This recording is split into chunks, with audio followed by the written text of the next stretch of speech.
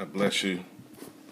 I'm going to do this one, and then I really got to go. This is going to be a 5-minute, 5 to 7 minute, the demanding one. God bless you, Deidre. God bless you. Reflections on your best. There was an old, old adage put out. Would the child that you were, God bless you, Sharice, lady, be proud of the man or woman that you've become? And some can say triumphantly, yes, because they've, Dr. Shelton 5, God bless you, because they've achieved success in a particular corner, a particular endeavor, a particular station in life. But there are also things that we don't want anyone else to know. When we think, there's literally been dreams that we've long abandoned. What happened to the dreams of the second grader, the third grader, when we embraced life with so much gusto, where we thought that actually believed that the sky is the limit to what I can have? What happened to those days? Maybe it's because life happened. Life happens, while we were taught in school about living happily ever after. When you get older, you discover that life is not filled with flowery beds of ease. You're going to go through some adversity, some trials, some tribulations, some severe testings in certain areas. But I was thinking of reflections of what we once reached for. Don't allow life to negate you of the awesome power of reach. Don't allow life to happen where it takes away your yearnings. Don't allow life to rob you of your desires or your innermost feelings. Because life happens to you don't mean that you should surrender. You got to go back to the awesome dreams of yesteryear. Now, granted, we got to, bring our dreams to our current day and transform them into this particular mode and this. Our paradigms have shifted, times have changed. But what happened to the big dreamer in you? That's what this whole scope is about. Recover your big dream. God invested so much for you. God looked in a mirror, the mirror of the ages, and looked at himself.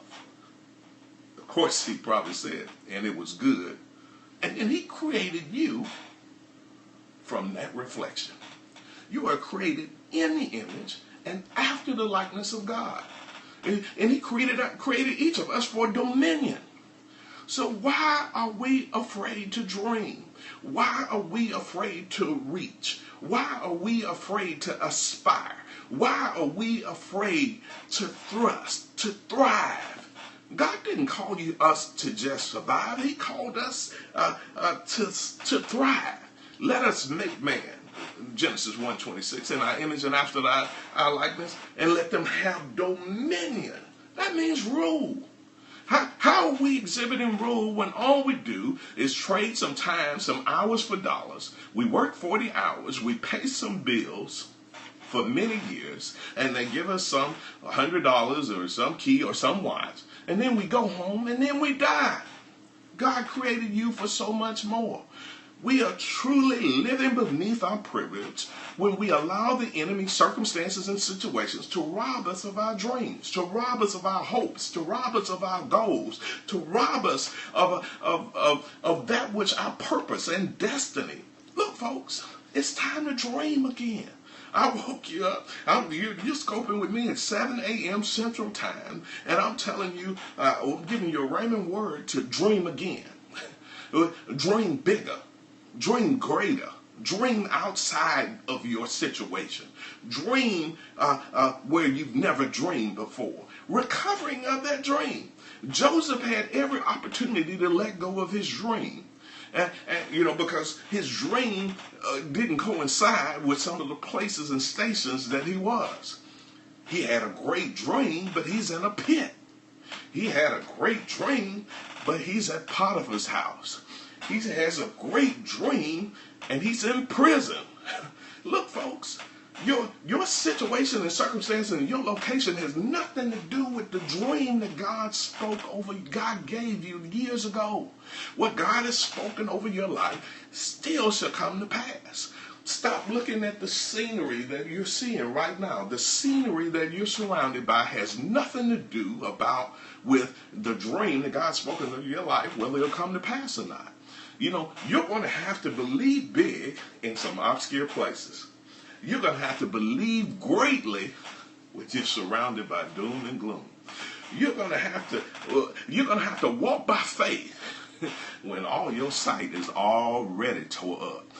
Look, folks, dream again, believe big, reach greater, reach farther, keep on pushing, keep on climbing, keep on endeavoring. Your dreams, I'm telling you, your dreams, dream again. Don't allow your situation, don't allow how your husband hadn't been speaking to you over the last month to negate your dream. Don't allow how people have ridiculed your dream to negate your dream. Dream again. If Joseph had took all the scenery that he had saw, he never would have believed his dream would come to pass. And when Joseph reached the pinnacle of his ministry, the apogee of his destiny, the zenith of his purpose, in Genesis chapter 50, he looked around and his brothers thought that after the death of Israel, they thought that Joseph would pay them back for what they had done to him. And then he looked and took a retrospective look back over his life at all the stuff that he had been through. And he looked and he said, and he thought, he looked at how that if he had never had a dream, his brothers never would have hated him. Then he thought, if my brothers never hated me, they never would have sold me, threw me into a pit. If they had thrown me into a pit and sold me into slavery, I never would have met Potiphar. If I had never met Potiphar, I never would have met Potiphar's wife. If I had never met Potiphar's wife, she never would have falsely accused me, and I wouldn't have ended up in prison. If I had never ended up in prison, I never would have met the baker and the butler.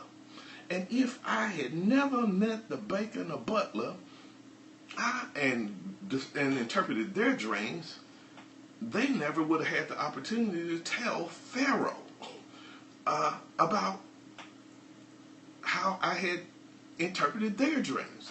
And if I had never done that, I never would have gotten an audience with Pharaoh.